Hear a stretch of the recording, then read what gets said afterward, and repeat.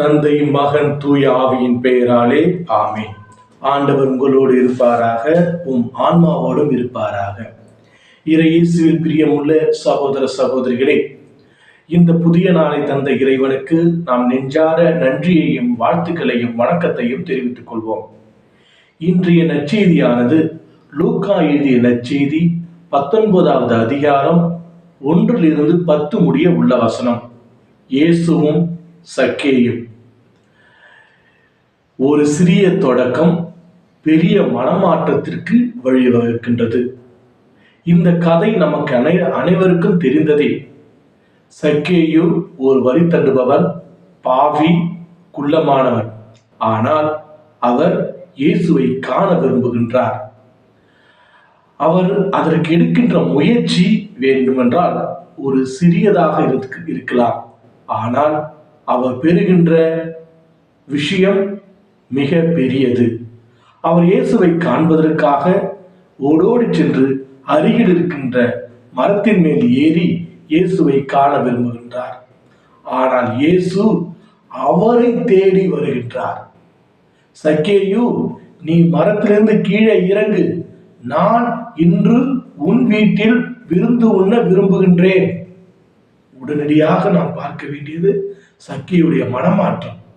அவருடைய தவறுகள் அனைத்தும் அவன் கண்முன்னே வருகின்றன. அதன் மூலமாக அவர் தன்னுடைய மனமாற்றத்தை அறிவிக்கின்றார். நான் எதெல்லாம் தவறான வழியில் பெற்றுக்கொண்டோனோ அவற்றை அனைத்தையும் திரும்பவும் கொடுத்து விடுகின்றேன் என்று கூறுகின்றார். கூறுவதோடு மட்டுமல்லாமல் அதனுடைய வாழ்விலும் செயல்படுத்துகின்றார். உடனடியாக இயேசு அவருக்கு ஒரு மாபெரும் பரிசினை அளிக்கின்றார். அந்த பரிசுதான் அவருக்கு விண்ணக பரிசு. அன்புமிக்க சகோதர சகோதரிகளே, நாம் எவ்வளவுதான் பாவியாக இருந்தாலும் இயேசுவின் பாதத்தில் நாம் சரணாகதி அடைகின்ற பொழுது இயேசு நம்மை மன்னிக்கின்றார். ஒரு சிறிய தொடக்கம் என்ன என்றால், தினமும் விவிலியம் வாசிப்பது, ஆலயங்களுக்கு செல்வது, ஜெபமாலை சொல்வது, புனிதர்களுடைய வாழ்க்கை வரலாறை பற்றி தெரிந்து கொள்வது, இதெல்லாம் சிறிய சிறிய தொடக்கங்கள். இந்த சிறிய தொடக்கம் நமக்கு பெரும் மனமாற்றத்தை தரும்.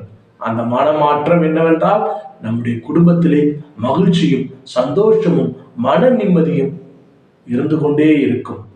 இன்றைய காலகட்டங்களிலே அனைவருக்குமே தாழ்வு மனப்பான்மை இருந்து கொண்டே இருக்கின்றது. நான் பாவம் செய்து விட்டேன், என்னால் மீண்டு வர முடியாது, இயேசு என்னை மன்னிக்க மாட்டார் என்ற தாழ்வு மனப்பான்மையோடு வாழ்ந்து கொண்டிருக்கின்றோம். அவ்வாறு இல்லாமல் இயேசு இரக்கமுள்ளவர், கருணை உள்ளவர், அவர் என்றும் என்னோடு இருக்கின்றவர், என்னை நேசிக்கின்றவர், நான் எவ்வளவுதான் பாவம் செய்தாலும் அவர் என்னை அன்போடு அரவணைக்கின்றவர் என்ற மனநிலையை நான் பெற்றுக்கொள்ள வேண்டும். இறைவனோடு சேர்ந்து பயணிப்போம். இயேசு, நம் ஆண்டவர் இயேசு சக்கேயுவை கரம் பிடித்து வழிநடத்தினார். அதுபோல நம்மையும் வழிநடத்துவார் என்ற நம்பிக்கையோடு இந்த புதிய நாளை தொடங்குவோம். இந்த புதிய நாளின் ஆசீர்வாதங்கள் உங்கள் அனைவருக்கும் இருப்பதாக.